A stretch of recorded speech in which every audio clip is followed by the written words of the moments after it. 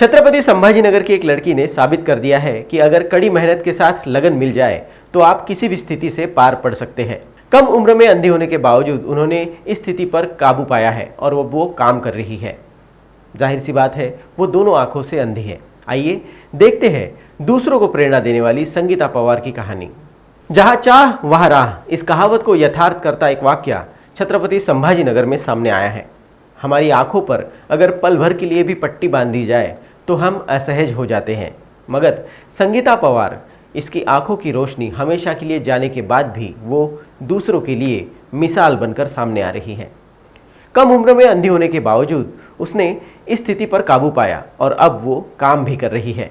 इस लड़की का नाम है संगीता पवार। इस लड़की ने बेसिक कंप्यूटर ITI की से पढ़ाई की है।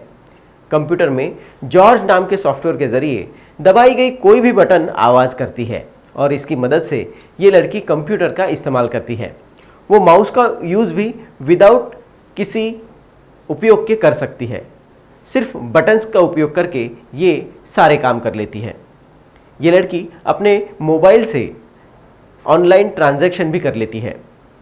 ये सच में आंखों की रोशनी जाने वाले कई लोगों के लिए मिसाल बन रही है।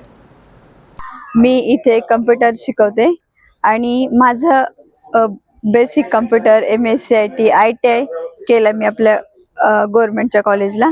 इथे आमच्या कम्प्युटरमध्ये जॉज नावाचं सॉफ्टवेअर असतं, जॉब एक्सेस विथ स्पीच। आपण कुठलीही की प्रेस केली का त्याद्वारे आपल्याला आवाज येतो।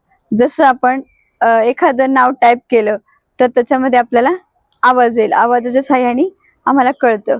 तसेच मराठीसाठी पण आम्ही एक सॉफ्टवेअर आहे NVDA, non visual display accessible. हे दोन सॉफ्टवेअर आम्हाला उपयोगी पडतात। आम्ही माऊस यूज न करता शॉर्टकट कीजने सगळं कम्प्युटरवरती काम करतो। मायक्रोसॉफ्ट MSc मध्ये Microsoft Word, Excel, PowerPoint आणि बेसिक टॅली आणि जॉज सॉफ्टवेअर इन्स्टॉलिंग वगैरे ते सगळं ते मोबाईल मध्ये असल्यामुळे मोबाईलच्या सेटिंग मध्ये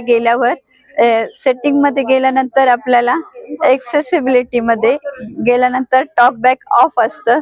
टॉकबॅक ऑन केला की त्याच्या सहाय्याने आपल्याला पूर्ण लक्षात येतं गुगल पे, फोन पे, टेलिग्राम, व्हॉट्सअप, यूट्यूब। आम्ही कुठलाही ईमेल, जीमेल सगळं काही सर्चिंगनी काम करू शकतो। हो, चुका होतात आणि एक ऑप्शन असतं ना ग्रामर चेक मध्ये, आपल्याला लक्षात येतं आपल्या काय चुका झाल्या वगैरे। जसं नॉर्मल साठी लिहिलेलं असतं की जर चूक झाली तर रेड येतं आणि करेक्ट असेल तर ग्रीन साइन येते, तसं आम्हाला एरर दाखवतो, म्हणजे डायरेक्ट बोलतो ते एरर।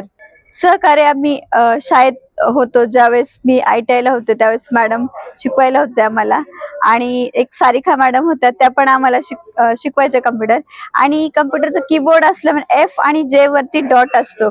F आणि J वर डॉट असलं ना ते लगेच आपल्या बोटांची रचना लक्षात येऊन जाते आपल्याला सरावानी। ASDF सगळं लक्षात येऊन जातं की कुठली की कुठे आहे वगैरे। हे आपल्याला बेसिक नॉलेज शाळेतच शिकवलं जातं।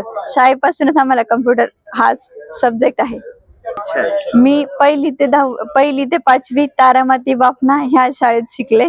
त्याच्यानंतर 6वी ते 10वी देवाच्या आळंदी पुणे ह्या शाळेत शिकले आणि नंतर 11वी ते BA पर्यंत राजीव गांधी महाविद्यालय करमाड। आणि त्याच्यानंतर मी ITI कोर्स केला, आपलं कोपा कोर्स केला, कोपा कोर्स केला इथे आपल्या ITI कॉलेजला गव्हर्नमेंटच्या। तिथे आम्हाला दांदळे मॅडम शिकवायला होत्या कम्प्युटर। काय बनण्याची इच्छा आहे? मी आता कॉम्पिटिटिव्ह एक्झामची तयारी करते सर। मी MPSC वगैरे ची तयारी करते, बँकिंगची पण तयारी करते।